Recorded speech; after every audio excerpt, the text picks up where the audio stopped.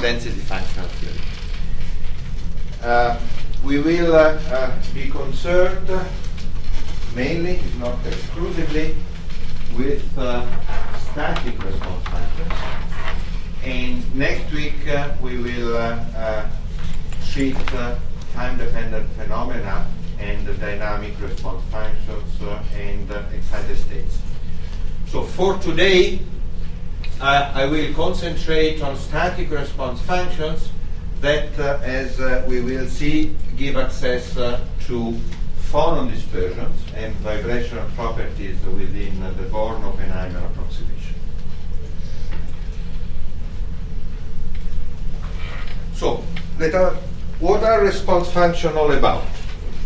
Basically, they measure the resilience of a system to any applied perturbation. So any measurement you can think of consists in applying some perturbation to a system, static or dynamic that it can be, and to measure how some observable of the system varies as a function of the strength of the applied perturbation. This can be, for instance, the electric constant of a system and polarizability, or elastic constants are the response, the mechanical response of a system to an applied stress. So polarizability, elastic constants, piezoelectric constants are the response, the electric response to a mechanical strain. As we will see, also the vibrational properties of a system that are characterized by interatomic force constants and Born effective charges can be described by appropriate response functions that can be calculated within density functional perturbation theory. For the Born effective charge, what is it little d? What? What is the partial d or partial u? We will see in the following. So this is the effective charges are the variation of the dipole localized at an atomic site when you displace the atom, okay. Right? So we will see in the following. Or else can be seen as the we will see.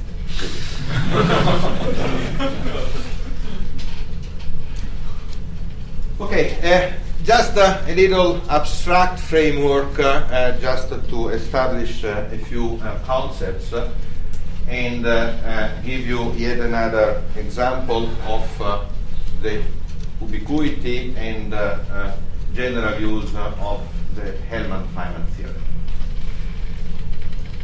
So suppose that you have a system described by an unperturbed Hamiltonian H0, and you apply a perturbation whose strength is called alpha. So A hat in this case may be, for instance, the potential associated to an electric field, and alpha is the strength of an electric field, for instance. So the most general susceptibility that you may want to calculate is given by the variation of some observable, for instance, the dipole of a molecule, as a function of the strength of the perturbation. Think of this as the derivative of the dipole with respect to the strength of an applied field, or you may think of this as the derivative of the stress acting on a system as a function of the strain applied to it, or you name it. You apply a perturbation, you measure a property, you apply a perturbation described by the operator A, you measure the property B, and you ask yourself what is the linear dependence on B on the strength of A.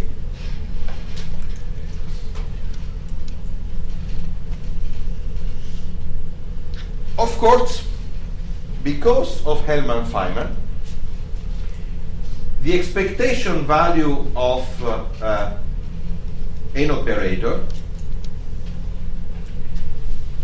can be always seen as the derivative of the ground state energy of a system with respect to the strength of a perturbation characterized by the operator that you want to measure.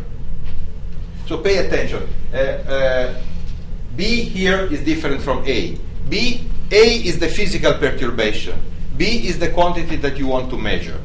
But the quantity, the expectation value of the quantity of that you want to measure, or for that matter of any quantity, can be seen as the derivative of the ground state energy with respect to the strength of this perturbation. Right?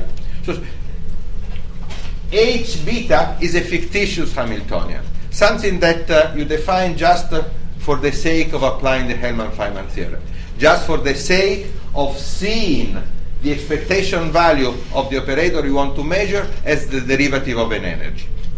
This is not a physical perturbation.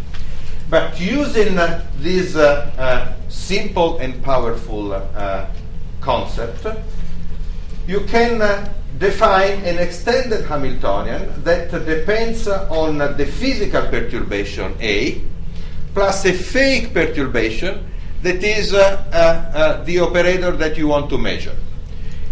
This fake Hamiltonian, of course, depends on two parameters: the physical strength of the perturbation and the fictitious strength of the fake perturbation that is associated to the operator that you want to measure.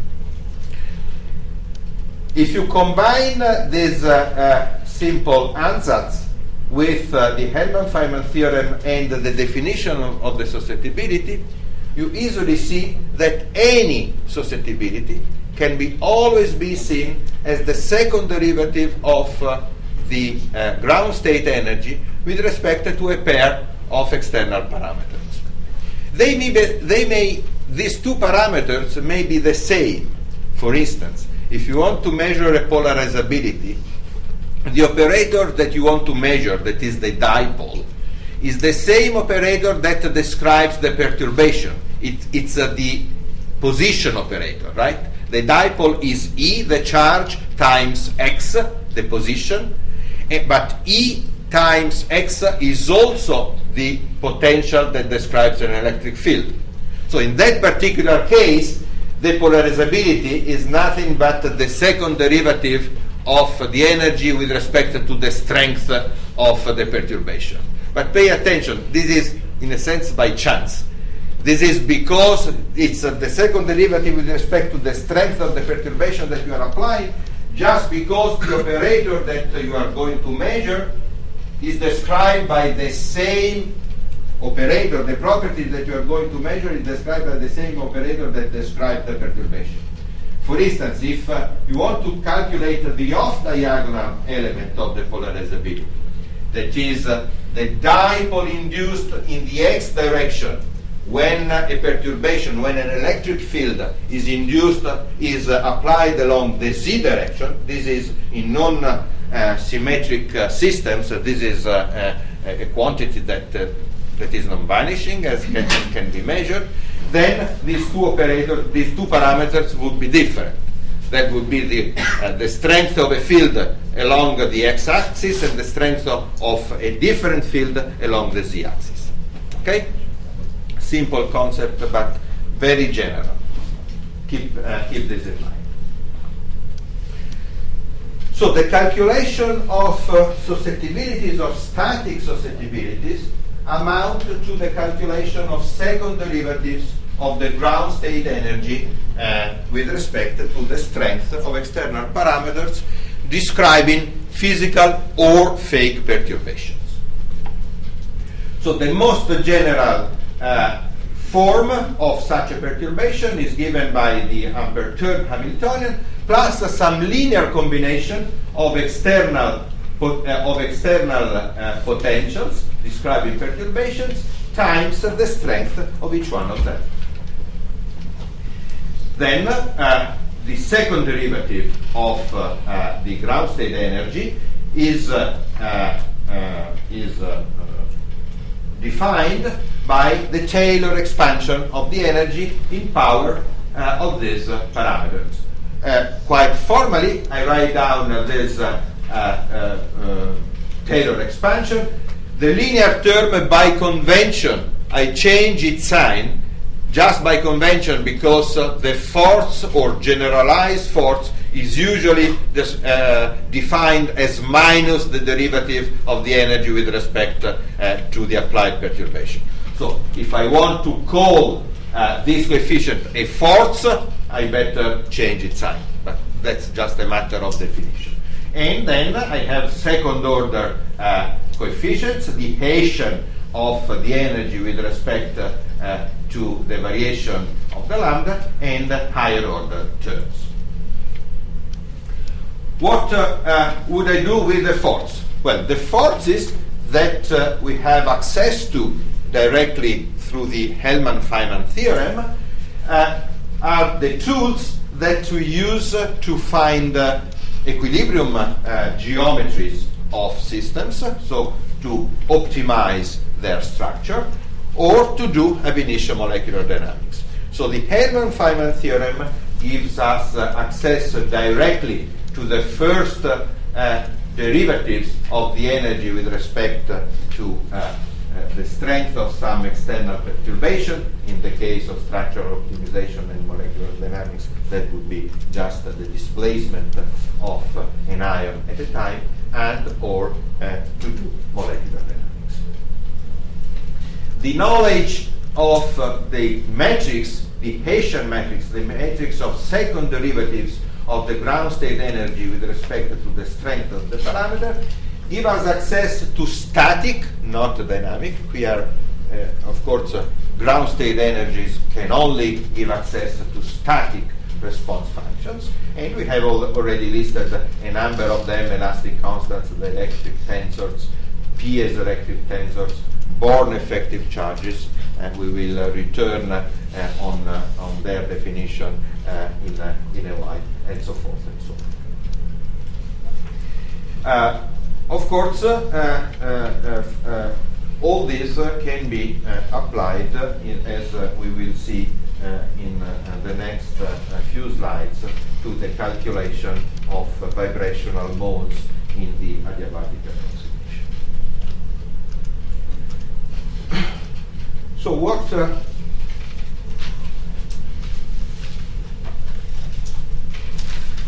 the calculation of lattice vibrations or molecular vibrations is all about? You remember that in the Born-Oppenheimer approximation, basically we decouple the time-dependent Schrödinger equation into a couple of equations. The first one is the classical equation of motion for the nuclei, is Newton's equation of motion, where the effective potential acting on the nuclei is the ground state energy of the electronic system at fixed, at clamped nuclei, and then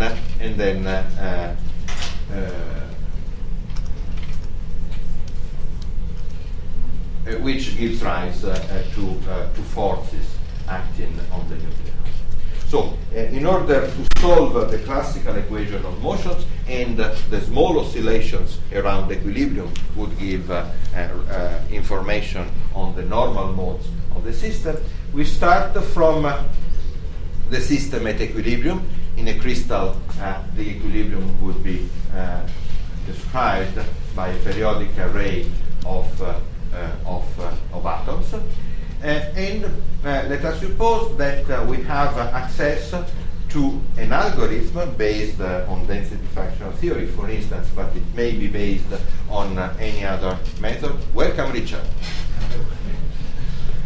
Let us suppose to have a way, be it density functional theory or any other electronic structure method, that allows us to establish a relation between the external potential acting on the nuclei and the ground state energy of that system. Of course, nuclei don't stay at rest at their equilibrium position. They move all the time, either because of thermal fluctuations, or because you excite them. For instance, when you measure the phonon frequencies, even ideally at zero temperature, by shining light, by Raman spectroscopy or by neutron spectroscopy, it is the probe that hits the nuclei that displaces them from equilibrium. So basically, if you want to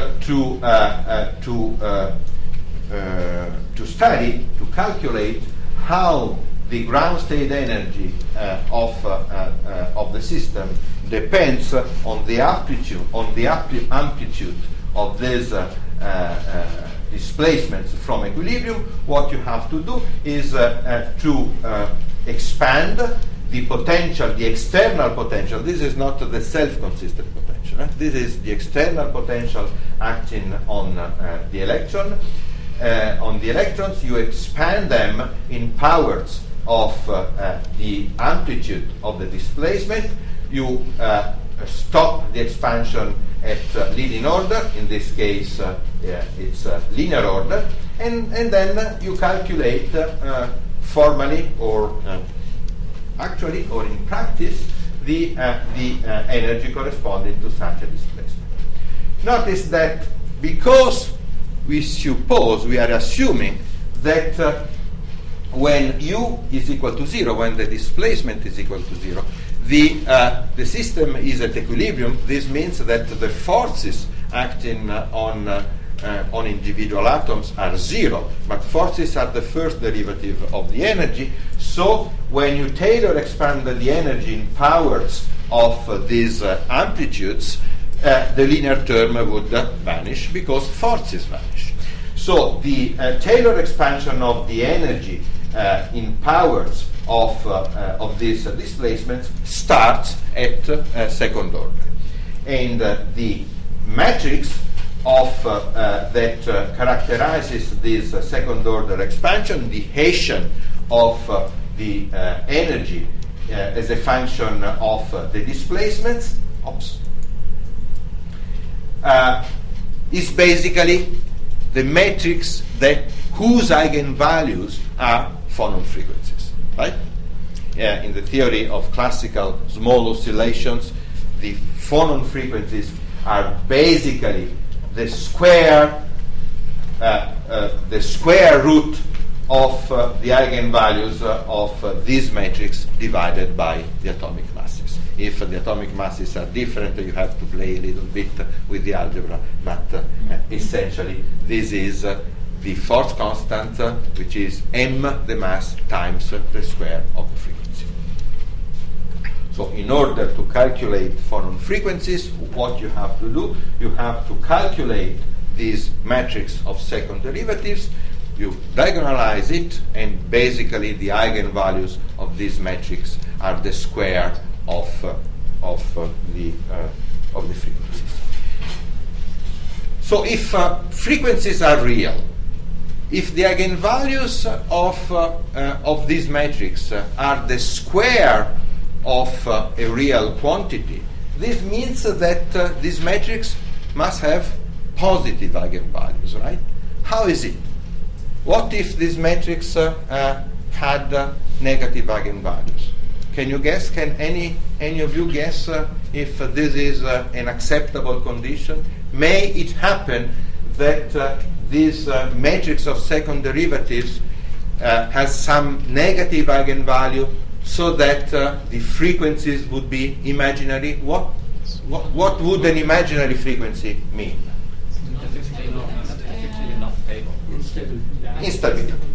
Instability. So the stability of a system requires two conditions. The first condition is that forces vanish, and this we have already taken into account. The second is that the energy increases for any possible displacement. But the condition that for any possible set of u, this quadratic form is positive, is exactly expressed by the condition that all of its eigenvalues are positive. If it happens, and sometimes it happens, that you find the negative eigenvalues, this means that you have found an unstable configuration, or may want to call it, an unstable equilibrium configuration, and that the system would spontaneously undergo a distortion in such a way as to find an equilibrium configuration that corresponds to all of the eigenvalues being positive. So how can we how can we calculate in practice this second order matrix of second order coefficients? Well, you may remember that we have a perturbation that is linear in some strength of the perturbation. We want to calculate the energy up to terms that are quadratic in that strength. What have we to do? We have to do perturbation theory, right? We have an unperturbed Hamiltonian characterized by V naught.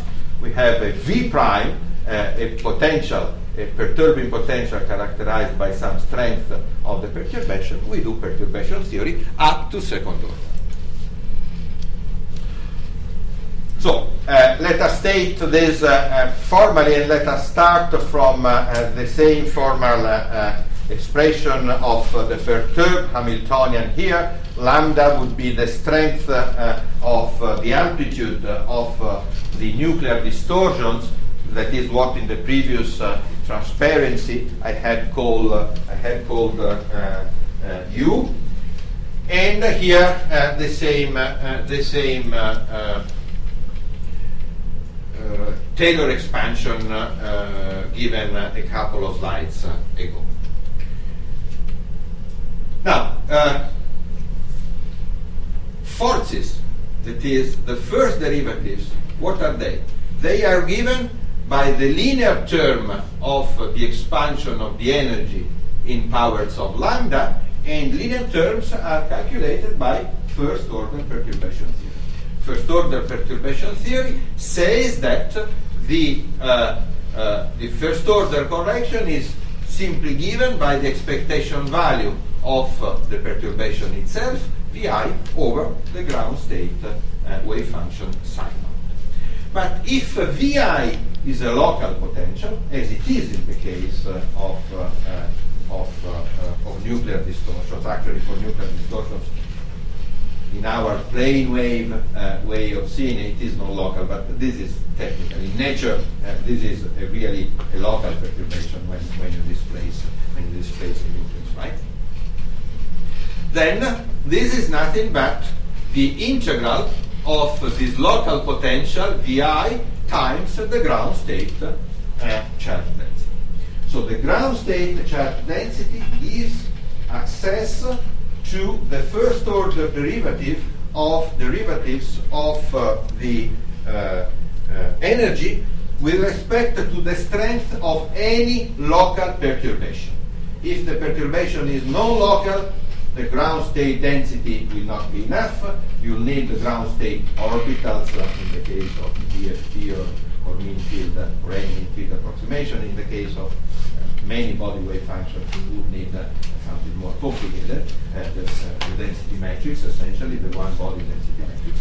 But for local potentials, that's the way it is. Let us do second order perturbation theory. How would you do second order perturbation theory? Well, you go to page 33 of your favorite quantum mechanics textbook, and you find these infamous formulas with sums over excited states, right? You take here the perturbation is multilinear, is linear in many parameters. So basically, what you have to do, you have to plug into those expressions of perturbation theory. You have to plug this sum, and then you have two matrix elements.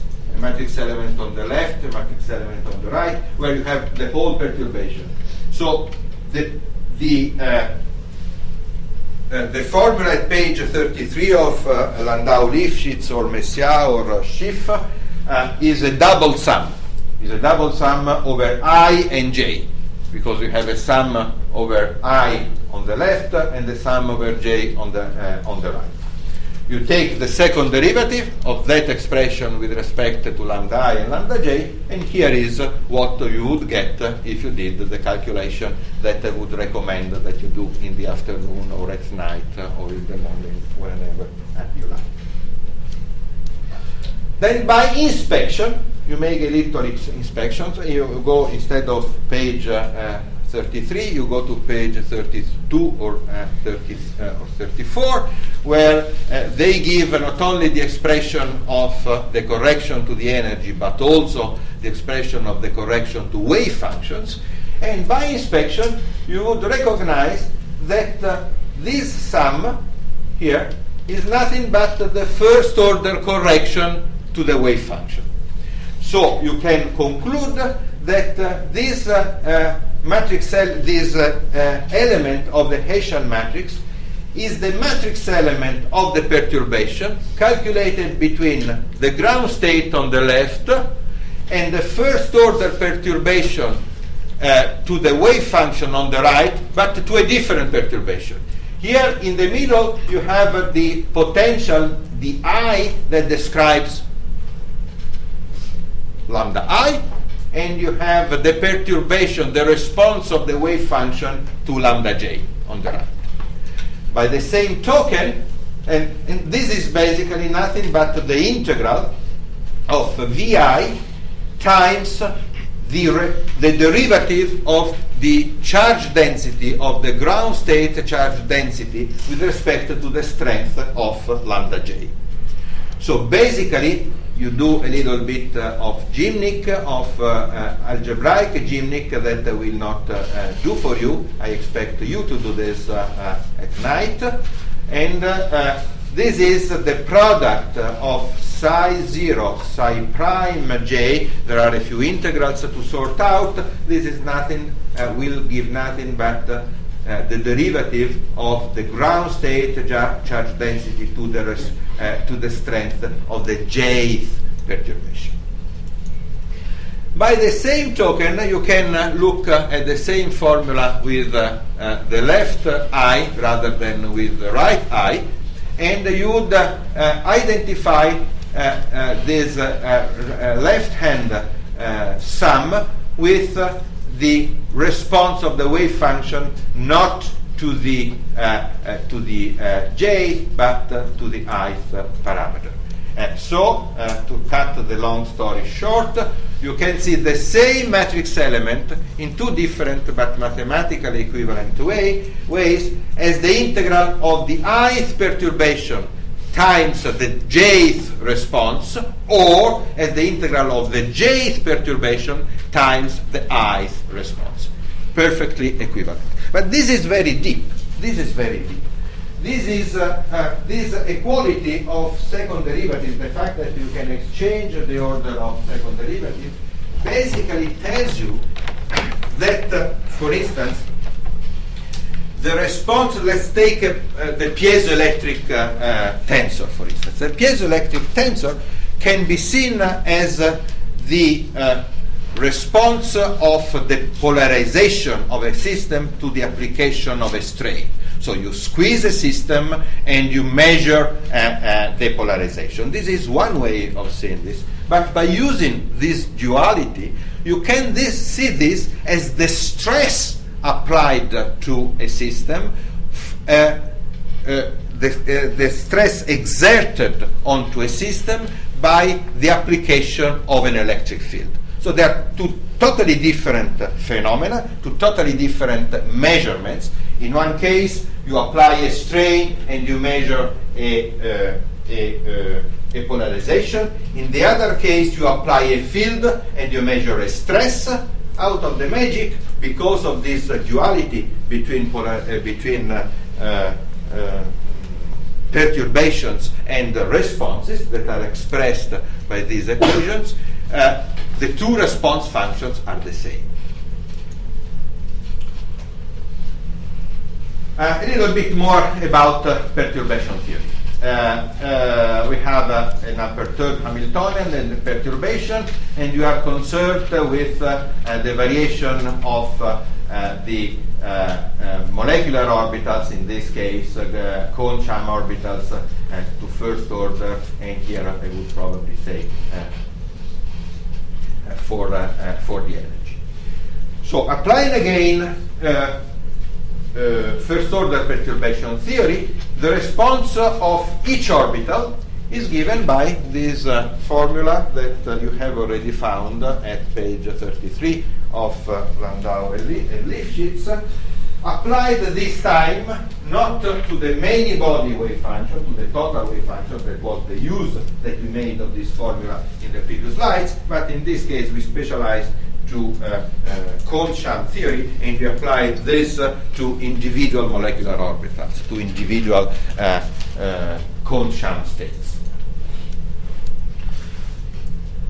Well, this formula, as beautiful and ubiquitous as it may be, is very difficult to implement in practice, because in general you don't have access to all the excited states that are necessary to calculate that formula.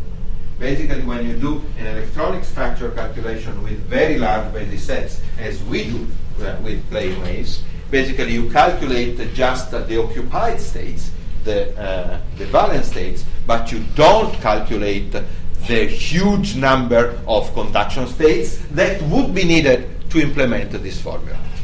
So we must find a way of doing perturbation theory without calculating all the spectrum of the unperturbed Hamiltonian. This is very important in practice.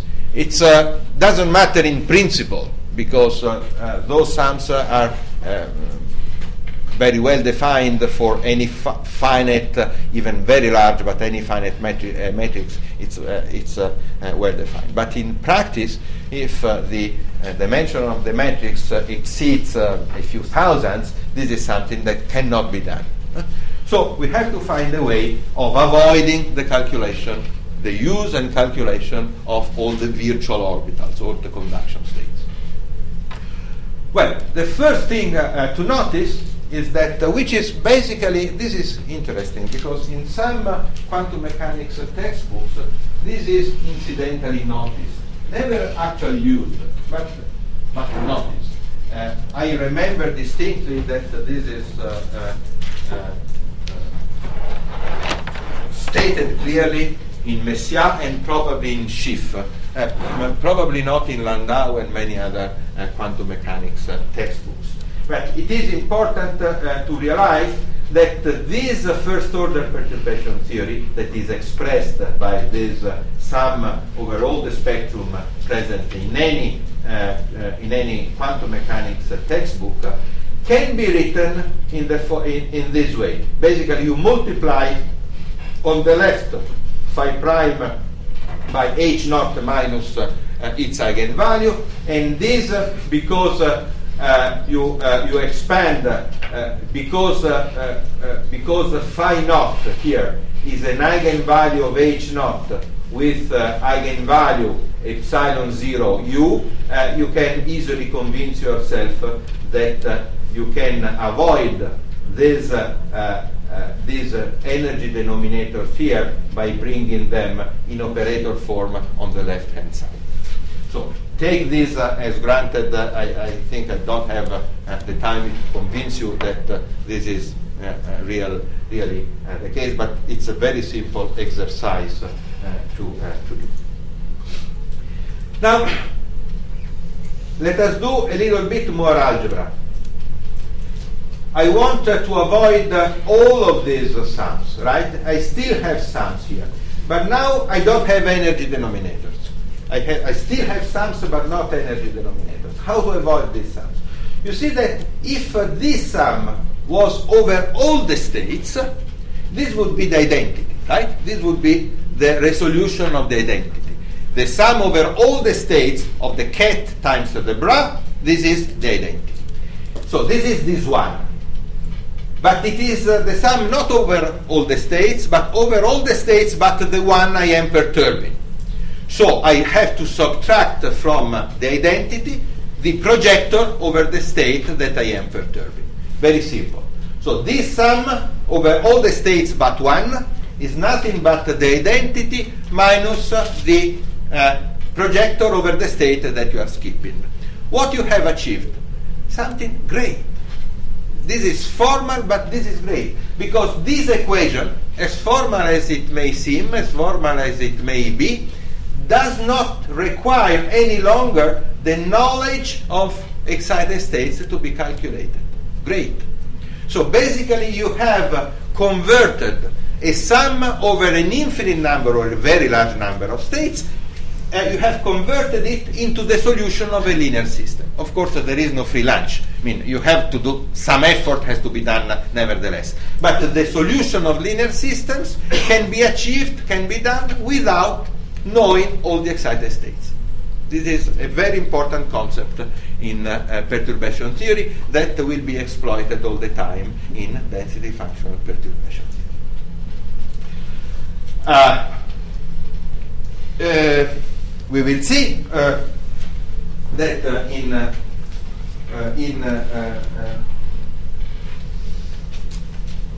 density functional theory, the perturbation of the density can be expressed in terms of variation of each occupied orbitals projected over empty states, over conduction states. So the mixing, the mixing of valence of occupied states among themselves induced by the perturbation does not contribute to the density.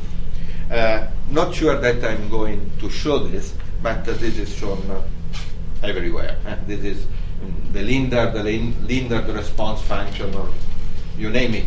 You take any elementary textbook in solid state physics and you will see that response functions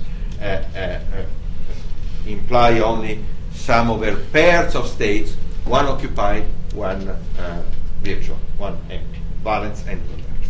So what really matters is not the perturbation to each individual state, but the projection of the perturbation to each individual state over the virtual manifold, over the manifold of conduction states. This is important. This is important because those of you who are more mathematically minded would probably have noticed that this linear system is actually ill-defined.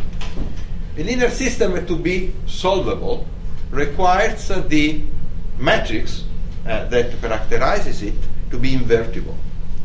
But this matrix is not invertible because epsilon 0 is an eigenvalue of H naught.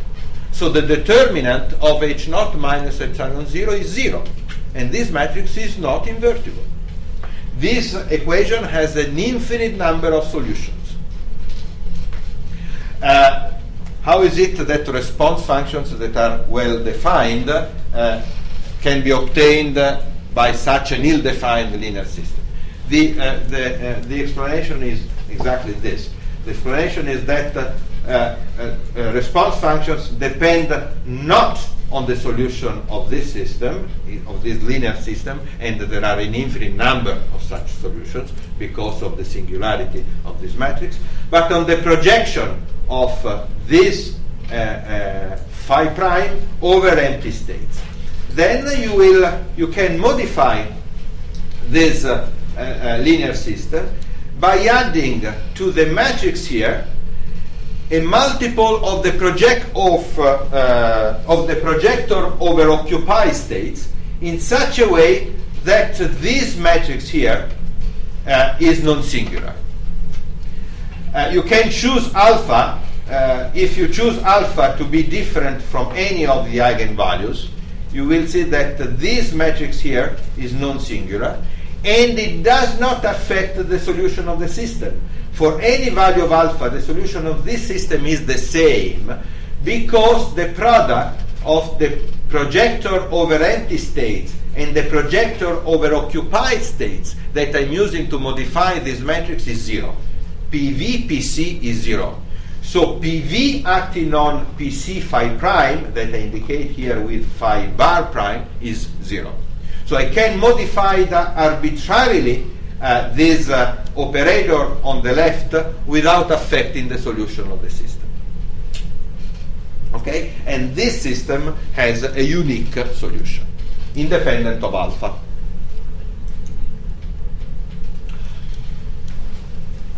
So far, so good for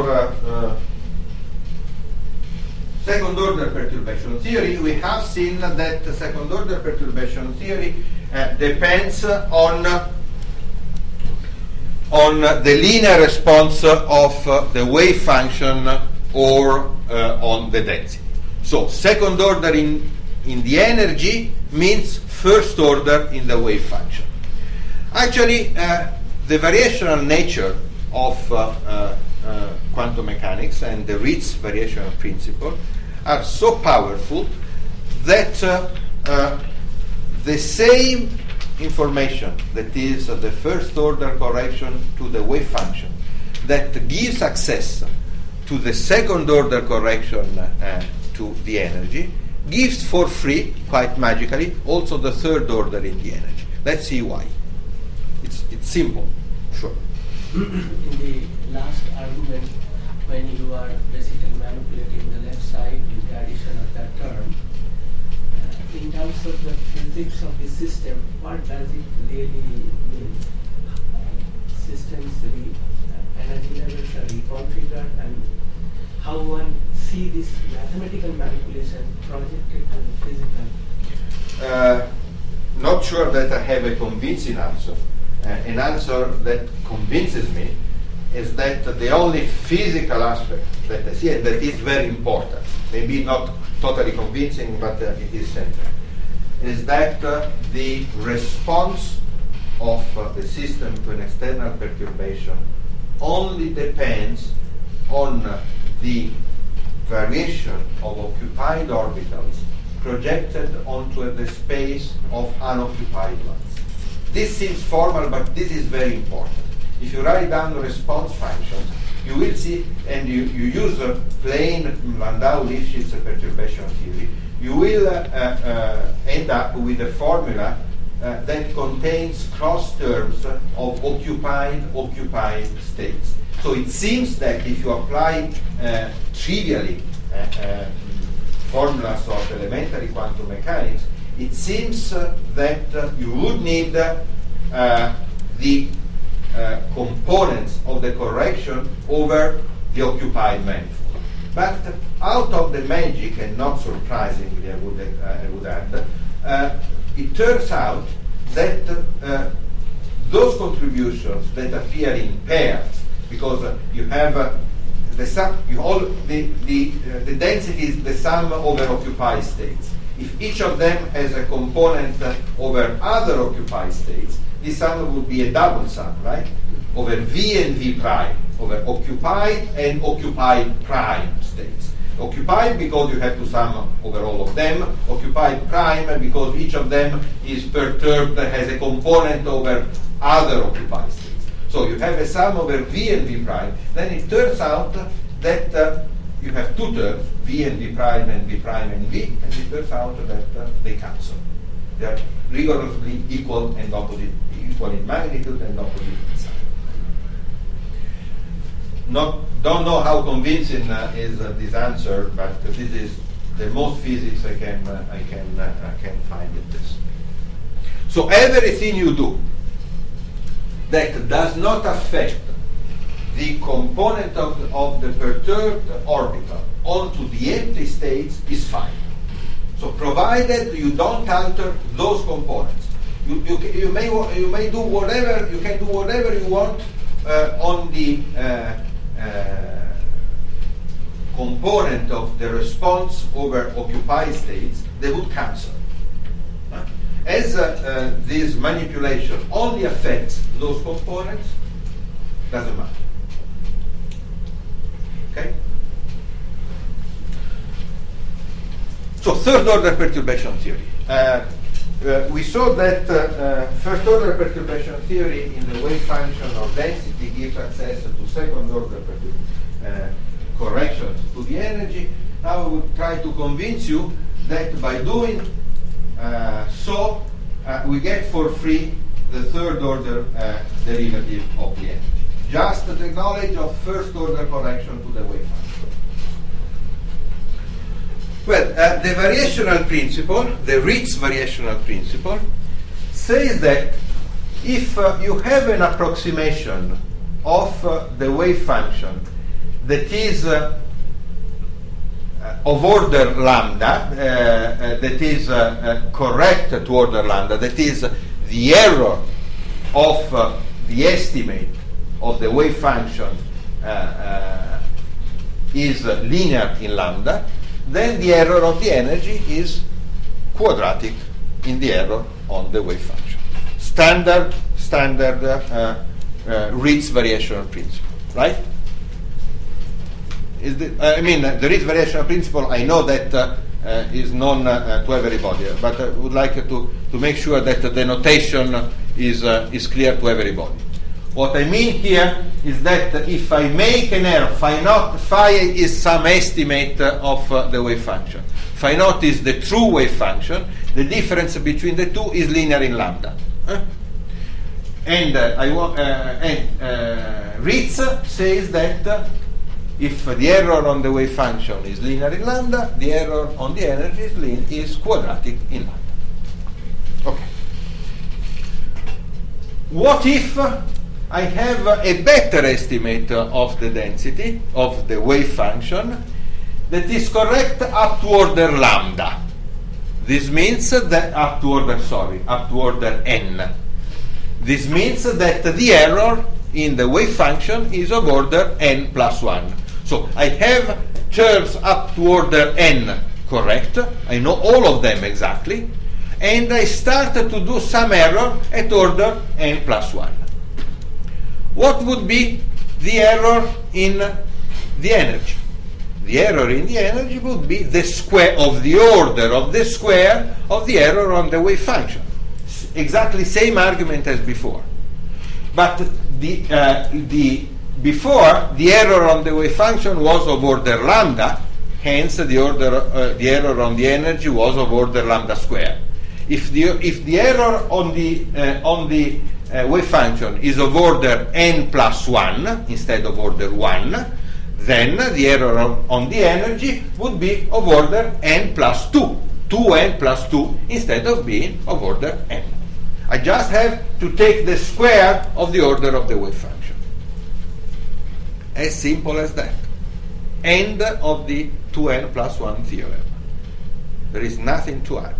If you have the wave function correct to order n, then by taking the expectation value of the Hamiltonian over that approximate wave function, you would get terms up to many orders, but the first 2n plus 1 orders of the expansion of the expectation value will be exact because of the variational principle of Ritz. Let us apply this, which again seems rather formal and abstract, but this can be worked out explicitly for linear response in the wave function and the third order response in the energy. Suppose that you have a wave function that is correct, you know the exact first order correction to the wave function. Then you calculate the energy, that is the expectation value of the Hamiltonian over that wave function. Pay attention that the wave function may not necessarily be normalized. Usually when you do first order perturbation theory, you know the correction up to a linear constant, right? So you don't know the absolute value, you know the coefficient. And so in order to have the correct estimate of the matrix element, you have to divide by the norm. What this so-called theorem says is that this expression here gives you the energy correct up to order 3 in the perturbation. Let us work out explicitly this. the third order correction, you have basically two contributions. You expand the denominator, you have phi naught, which makes 1. Phi prime, which makes whatever it wants to make, and phi prime, which makes 0, because usually by the usual choice of gauge, the perturbation is orthogonal to the unperturbed wave function. So the denominator is 1 plus phi prime, which is of order 2 in the perturbation. So basically, you have the denominator that is of order 0 plus order 2, and the numerator that has many orders. You have to take order 1 in order to get the third order in the ratio. You have to get order 1 in the numerator times order 2 in the denominator. I have this minus sign because 1 plus epsilon minus 1 is equal to 1 minus epsilon. If you expand this denominator, and when you bring up phi prime, it changes sign. So you have second order in the denominator, first order in the numerator, plus third order in the numerator, phi prime, v prime, phi prime, times 0 order in the denominator. 0 order in the denominator makes 1, and this is the final form. Quite magic and quite powerful. The third order correction to the energy is expressed entirely in terms of first order corrections to the wave function. And this gives you, in principle, a way of calculating nonlinear response, nonlinear polarizability, doing linear response on the wave functions only. For instance, you can calculate hyperpolarizability using first order perturbation theory. So let's go over to density functional perturbation theory. How all this can be implemented in the framework of Kohn-Sham density functional theory. I have a potential that depends parametrically on some external parameter lambda, and I want to know how the energy, that is the minimum over all the possible densities of the Homburger-Kohn functional plus the integral of v of lambda times n of lambda, I should have added here lambda, subject to the constraint that the number of the integral of the density gives the number of electrons. Now, Hellman-Feynman theorem says that the derivative of the value of the minimum is equal to the value of the derivative of the functional. Right? So our beloved Hellman-Feynman theorem says that in order to calculate the derivative of the minimum, you don't have to take into account the implicit dependence of the minimum on the parameter with respect to which you calculate the derivative. So I calculate the derivative of the functional with respect to lambda, but the Holmberg and Kohn functional is a universal functional that does not depend on the potential. So df over d lambda is equal to 0. Of course, it depends implicitly through lambda, but Hellman-Feynman says that the implicit dependence has to be disregarded. There is no explicit dependence of f with respect to lambda. So the derivative of this functional with respect to lambda is simply and trivially given by the derivative of this integral only, that is the integral of n of lambda times the derivative of the potential. But the potential is linear in lambda, So we have the beautiful and simple result that dE over d lambda is equal to this expression. By the way, we are very happy and glad and comforted by noticing that this expression that is obtained purely within a density functional theory is exactly the same that we obtained a few slides ago using quantum mechanics and no density functional theory. Reassuring. This is the way it has to be. If I want to calculate the second derivatives, what I have to do is to differentiate once more this, but v prime does not depend on lambda, it is only n that depends on lambda, so the second derivative is given by the derivative of the density with respect to lambda j times the derivative of the potential with respect to lambda I. Once again, the same expression that we obtained through quantum mechanical perturbation theory. Very good. We have obtained the same results using elementary quantum mechanics, using density functional theory. Most probably this is the correct one. How do we calculate this in practice? Well, let us start from density functional theory. Density functional theory is a technique that allows you to establish a relation between the potential acting on a system of interacting electrons and its ground state density. How do we proceed in practice? Well, we construct a self-consistent potential that is given by the external potential plus the Hartree potential plus the exchange correlation or stupidity potential. We solve the one-body Schrödinger equation for orbitals, for electrons moving in the self-consistent potential. We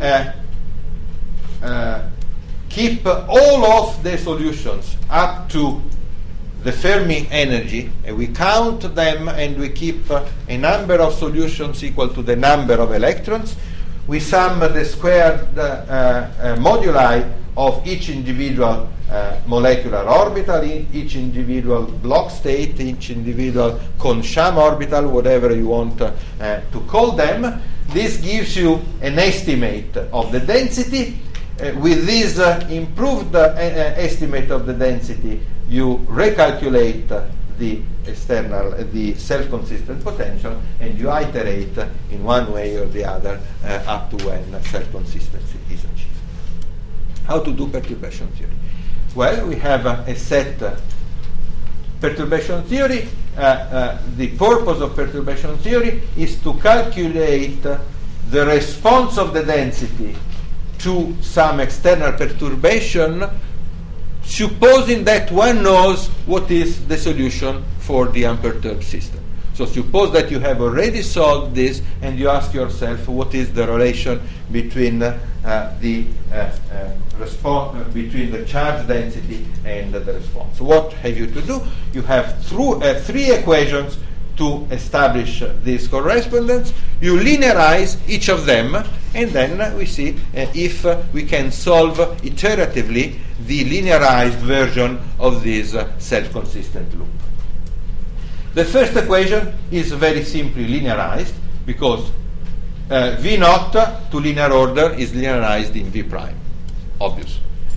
The Hartree potential is linear in the density, so there is nothing to linearize. You have basically to replace n0 and naught with n prime. A little bit more complicated.